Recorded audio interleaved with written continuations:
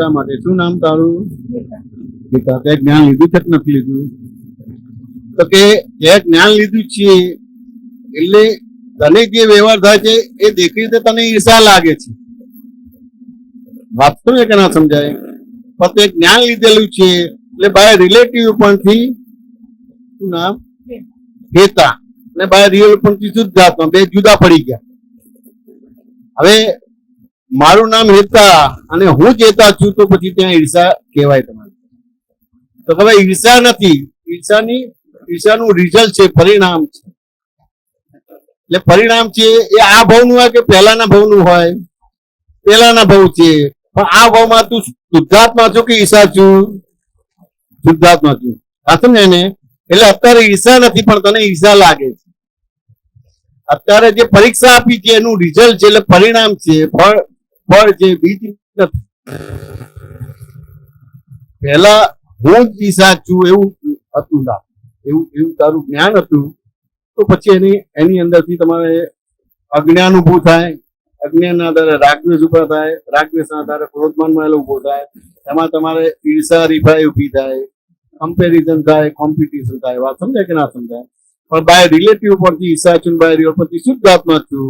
જગતની અંદર વ્યવસ્થિત શક્તિ કરતા થઈ ગઈ એટલે શું થઈ ગયું? આ જ્ઞેય થઈ ગયું ને તું જ્ઞાતા થઈ ગયું. એ દ્રશ્ય થઈ ગયું, તું દ્રષ્ટા થઈ ગયું. વાત સમજાય કે ના સમજાય? એટલે તારે આ રીતે આ સંયોગને જોવાનો રહ્યો. એટલે દેખી રીતે આ ઈર્ષા નથી, ઈર્ષાનું પરિણામ છે. હવે ઈર્ષાનું પરિણામ એટલે સમજવું પડશે કે નહીં સમજવું પડે? જે પરીક્ષા આપી છે એનું રિઝલ્ટ આવ્યું તમારે. એને એટલે દાખલાથી સમજીએ તો બોલ પકડે છે અને જમીન ઉપર જોરથી પછાડે છે, પાછું પકડે છે અને પછાડે છે, એટલે એક પ્રકારની સાયકલ બને છે કે નથી બનતી?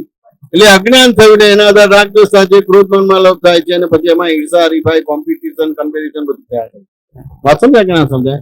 હવે જ્ઞાન મળ્યું એટલે બોલ પકડે છે ને પછાડે છે, પણ હવે બોલ પકડતી નથી ને પછાડતી પણ નથી. પણ પહેલી વાર જે બોલ પકડ્યો ને પછાડ્યો એ 10 ફૂટ ઉપર ઉછળે છે કે નથી ઉછળતો?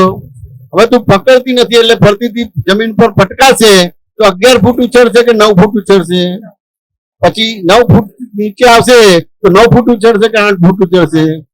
તો હવે એને ઈર્ષા કહેવાય કે ઈર્ષાનું પરિણામ કહેવાય?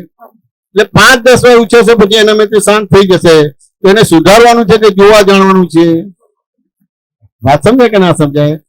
કે પેલું કનેક્શન ડિસ્કનેક્ટ કરી દીધું, જે ચાર્જ થતું હતું એ બંધ કરી દીધું. હવે ભરેલો માલ નીકળે છે. વાત સમજાય કે ના સમજાય?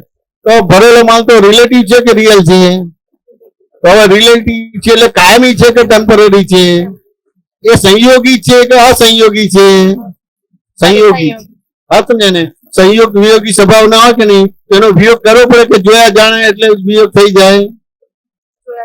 જોયા જાણ્યા કરે એટલે વિયોગ થઈ જાય. ઈશા વાત સમજાય કે ના સમજાય? સમાધાન થયું કે ના થયું? 1% કે 2% થયું? 100% થયું.